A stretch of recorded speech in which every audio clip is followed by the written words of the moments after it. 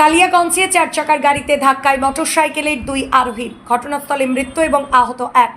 উত্তর দিনাজপুর জেলার কালিয়াগঞ্জের 7 নম্বর ভান্টার গ্রাম পঞ্চায়েতের কুয়ারপুর এলাকায় স্করপিও গাড়ির ধাক্কায় মৃত্যু হয় রোহিত চৌবে, কালিয়াগঞ্জের রায় কলোনির বাসিন্দা, এবং কালিয়াগঞ্জের হাসপাতাল পাড়ার বাসিন্দা সাহেব কুন্ডু, এবং আহত কালিয়াগঞ্জের দেবার্যদেব। এই মর্মান্তিক মৃত্যু নিয়ে এলাকায় শোকের ছায়া নেমে পড়েছে। স্থানীয় বাসিন্দারা উদ্ধার কাজে হাত বাড়ায় এবং তড়িঘড়ি হাসপাতালে নিয়ে যাওয়ার ব্যবস্থা করা হয়। দুর্ঘটনার খবর শুনে ঘটনাস্থলে ছুটে আসে কালিয়াগঞ্জ থানা থেকে বিশাল পুলিশ বাহিনী এবং কালিয়াগঞ্জ থানার ভারপ্রাপ্ত আধিকারিক।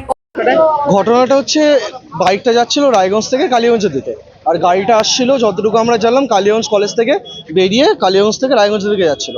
তো গাড়িটা প্রচণ্ড স্পিডে ছিল, 4 চাকাটা। একবারে সেকেন্ডের মধ্যে দুটোর মধ্যে ধাক্কা হয়। ধাক্কা হওয়ার ফলে পুরো সামনের দিকে অ্যাক্সিডেন্ট হয়, পুরো ঠেলে এই পাশে নিয়ে চলে আসা হয়। তার মধ্যে 3জন গাড়ির মধ্যে, বাইকের মধ্যে মানুষ ছিল। 3জনের মধ্যে 2জন স্পট মারা যান, আর একজন একটু আহত হয়েছে, অনেক হসপিটালে পৌঁছে দেওয়ার ব্যবস্থা করা হয়েছে। আমার মতে তো 4 চাকারই দোষ। 4 চাকা বাঁ দিকে ডান দিকে চলে আসছে। 4 চাকা অনেকটাই রাস্তার মাঝখান দিয়ে যাচ্ছিল, অনেকটাই সাইড দিয়ে যাচ্ছিল। ড্রাইভার কি মদ্যপান অবস্থায় ছিল নাকি? ড্রাইভারকে ধরা যায়নি, কারণ আমরা এখানেই প্রেজেন্ট ছিলাম। ড্রাইভার সেকেন্ডের মধ্যে মেরে দিয়ে গাড়ি রেখে দিয়ে পালিয়ে গেছে। কি চাইছেন আপনারা? অবশ্যই যেসব ড্রাইভারদের উপরে অবশ্যই কোনো একটা স্টেপ নেওয়া হোক, কারণ এরকম জিনিস যদি ঘটতে থাকে, আমরাও গাড়ি ঘোড়া চালাই, এরকম করে যদি 4 চাকাগুলো যদি অনিয়ন্ত্রিতভাবে গাড়ি চালায়, তো এইগুলো তো আমাদের উপরেই রিস্ক হয়ে যায় না। আর আমি মনে করি একটু লাইসেন্সগুলো একটু দেখে দেওয়া উচিত মানুষজনদেরকে।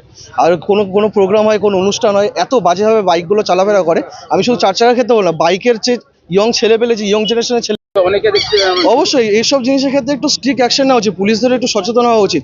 অনেক ছেলেপেলে আছে যাদের হয়তো 18 বছর পারও হয়নি, কোনো একটা প্রোগ্রাম হয়, এই আগামীকাল 15ই আগস্ট আসবে, দেখবেন অত্যন্ত কম বয়সী ছেলেপেলেগুলো উড়ে উড়ে গাড়ি চালিয়ে যাচ্ছে, আর অত্যন্তই বাজে হবে। তো ওরকম ক্ষেত্রে অ্যাক্সিডেন্ট হলে তখন দোষ কিন্তু অন্য গাড়ির ওপর পড়ে আসে, একজনের জন্য তখন দোষারোপ কিন্তু সবাইকে করতে। তা আমার মনে হয় একটু এই জিনিসগুলোকে পুলিশকেও নিয়ন্ত্রণ দেখা উচিত। আমরা বুঝি লোকাল ছেলে বলে ছেড়ে দেওয়া হয়, এই জিনিসগুলো একদম না করা হয়, আর একটু লাইসেন্সের ব্যাপারগুলো দেখে করা। যারা মারা ঘটনাটা কি হয়েছে ভাই? ঘটনা কি, গাড়ি আর বাইকে অ্যাক্সিডেন্ট, সামনাসামনি সংঘর্ষ। আচ্ছা, কার দোষ ছিল? দোষ তো এই গাড়িটারই দেখা যাচ্ছে, স্করপিও, যে বাদিক থেকে পুরো ডান দিকে চেপে গিয়েছে, আর এদিক থেকে বাইক এসেছিল। তো সে তো বুঝতে পারেনি না, হঠাৎ করে চেপে আসছে এদিকে, তো এসে মেরে দিয়েছে। তো 2জন ডেড, সাথে সাথে এখানে স্পট ডেড। আর 3জন ছিল বাইকের মধ্যে, একজন পুরো গুরুতর অবস্থা, একদম প্রচুর খারাপ অবস্থা ওর। তো কালিয়াগঞ্জ হসপিটালে নিয়ে গেছে, এখন কি অবস্থা সেটা বলতে পারছি না। কার দোষ রয়েছে? দোষ তো এই গাড়িটার দোষ। ড্রাইভার কি পলাতক নাকি? হ্যাঁ, ড্রাইভার সাথে সাথে পালিয়ে গেছে এখান থেকে। কি চাইছেন? চাইছে কি, এটাই চাইছে যে রাস্তাটা বড় করুক। প্রচুর 2 দিন 3 দিন পর পর এরকমই শোনা যাচ্ছে অ্যাক্সিডেন্ট, আজকে ওখানে কালকে ওখানে, প্রচুর মানুষ মারা যাচ্ছে, নিরীহ মানুষ। তো রাস্তাটা 1 বাই 1 করলে সুবিধা হয়। কালিয়াগঞ্জ কলেজের পরীক্ষার গাড়ি রায়গঞ্জ যাবার পথে অন ডিউটি এক্সামিনেশন বোর্ড লাগানো গাড়ি বাম দিক থেকে ডান দিকে চলে আসে।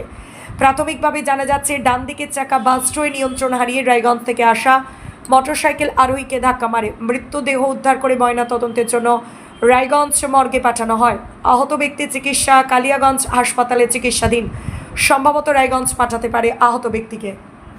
ধাক্কাটা কিসের সঙ্গে কিসের লাগছিল?